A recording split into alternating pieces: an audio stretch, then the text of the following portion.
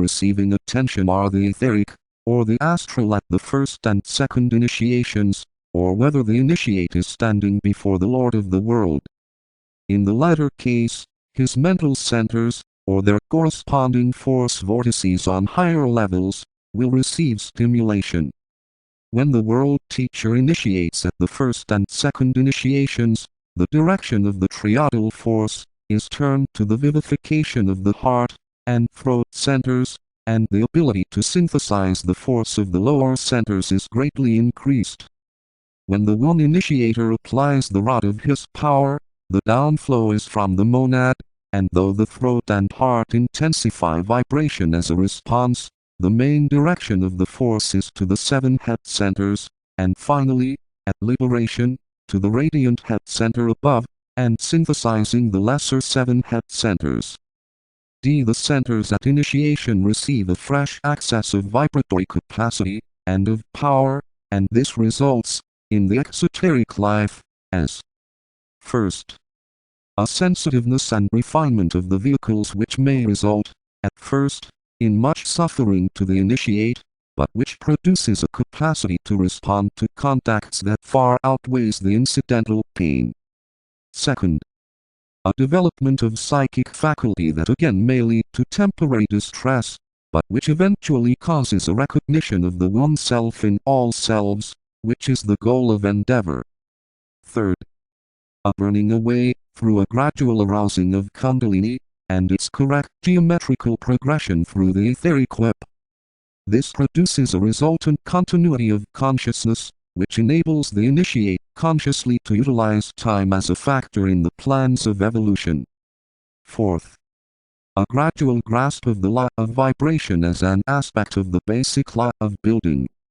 The initiate learns consciously to build, to manipulate thought matter for the perfecting of the plans of the logos, to work in mental essence, and to apply the law of mental levels and thereby affect the physical plane. Motion originates cosmically on cosmic mental levels, and in the microcosm the same order will be seen. There is an occult hint here, that will reveal much if pondered upon. At initiation, at the moment of the application of the rod, the initiate consciously realizes the meaning of the law of attraction in form building, and in the synthesis of the 3 fires. Upon his ability to retain that realization and himself to apply the law, will depend his power and progress. By the application of the rod, the fire of Kundalini is aroused, and its upward progress directed.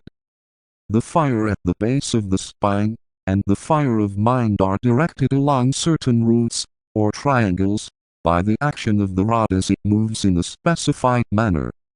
There is a definite occult reason, under the laws of electricity, behind the known fact that every initiate, presented to the initiator, is accompanied by 2 of the masters, who stand one on either side of him. The 3 of them together form a triangle, which makes the work possible. The force of the rod is twofold, and its power terrific. Apart and alone the initiate could not receive the voltage from the rod without serious hurt, but in triangular formation transmission comes safely. The 2 masters who thus sponsor the initiate, represent 2 polarities of the electric all. Part of their work is therefore to stand with all applicants for initiation, when they come before the Great Lord.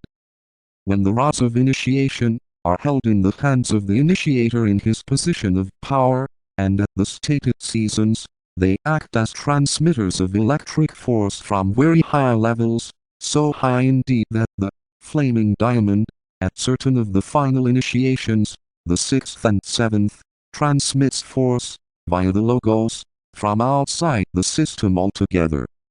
We need to remember that this major rod is the one used on this planet, but that within the system there are several such rods of power, and that they are to be found in 3 grades, if it may be so expressed. First, the rod of initiation used for the first 2 initiations and wielded by the Great Lord, the Christ, the World Teacher.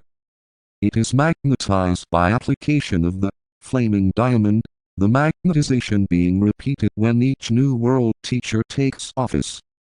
There is a wonderful ceremony performed at the time that a new world teacher takes up his work. During the ceremony he receives his rod of power, the same rod as used since the foundation of our planetary hierarchy, and holds it forth to the Lord of the world, who touches it with his own mighty rod, causing a fresh recharging of its electric capacity. The ceremony takes place at Shambhala. 91 Shambhala, the sacred island in the Gobi Desert. The center in Central Asia where the Lord of the world, the Ancient of Days, has his headquarters. HPB says it is a very mysterious locality on account of its future associations. S.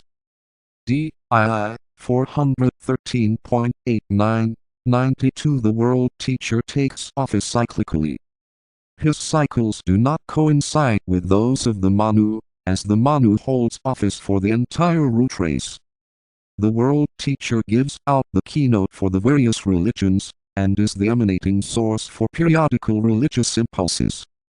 The duration of his cycles are not given out. The Buddha held office prior to the present world teacher, and upon his illumination his place was taken by the Lord Maitreya, whom the Occidentals call the Christ. 90 second.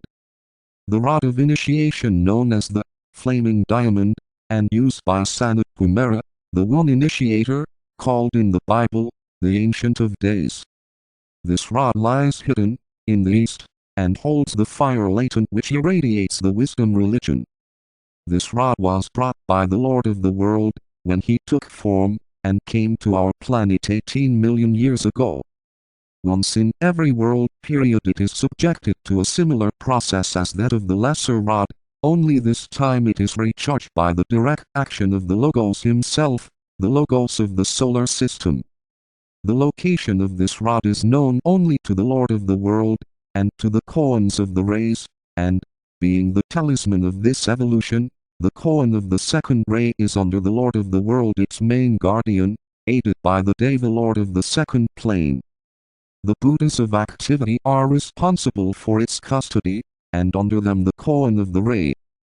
It is produced only at stated times, when specific work has to be done. It is used not only at the initiating of men, but at certain planetary functions, of which nothing as yet has been given out. It has its place and function in certain ceremonies connected with the inner round. 93. The inner round is a mysterious cycle of which little can be told. It is not concerned with manifestation through the seven schemes or globes, but has to do with certain aspects of the subjective life, or the soul. 91 and the triangle formed by the Earth, Mars and Mercury. But more about this is not at this time permissible. Third, the rod of initiation, wielded by the Logos of the solar system, is called among other things, the sevenfold flaming fire. It was confided to our Logos by the Lord of Sirius and sent to our system from that radiant sun. One of its purposes is for use in emergencies. This great talisman has never yet been employed in this particular manner, though twice it was nearly thus used, once in Atlantean days, and once in the third year of the late war. This rod of power is used at the initiation of the seven heavenly men on cosmic levels. It is used also in the initiation of groups, a thing almost incomprehensible to us. It is applied to the centers of the seven heavenly men in the same general way as the lesser rods are applied to the human centers, and the effects are the same, only on a vaster scale. This, needless to say, is a vast and abstruse subject, and concerns not the sons of men. It is but touched upon, as an enumeration of the rods of initiation would be incomplete without some reference to it, and it serves to show the wondrous synthesis of the whole, and the place of the system within an even greater scheme. In all things cosmic, perfect law and order are found, and the ramifications of the plan can be seen on all planes and all subplanes.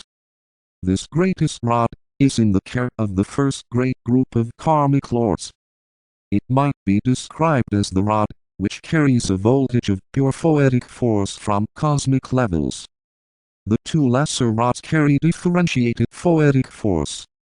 This logoic rod of power is kept within the sun, and is only recharged at the beginning of every 100 years of Brahma. The reason why the rods of power are here discussed is that they have definitely to do with the centers which are force vortices in matter, and which, though channels for spiritual force, or centers wherein the will to be finds expression, demonstrate as activity in matter. They are the centers of existence, and just as one cannot, in manifestation, dissociate the two poles of spirit and matter, so one cannot, in initiation, apply the rod without bringing about definite effects between the two. The rods are charged with phoet, which is fire of matter plus electric fire, hence their effect. The mystery cannot be explained in greater detail, as the secrets of initiation are not transmissible. More has been here imparted on this matter than hitherto, though there are those who have heard these things. Division F. The law of economy I. Its effect in matter. 1. Dissociation of atoms. 2. Distribution of atoms. 3. Vibratory rhythm. 4. Heterogeneity. 5. Inherent rotary activity. II. Its subsidiary laws. 1. The law of vibration. 2. The law of adaptation. 3. The law of repulsion. 4. The law of friction.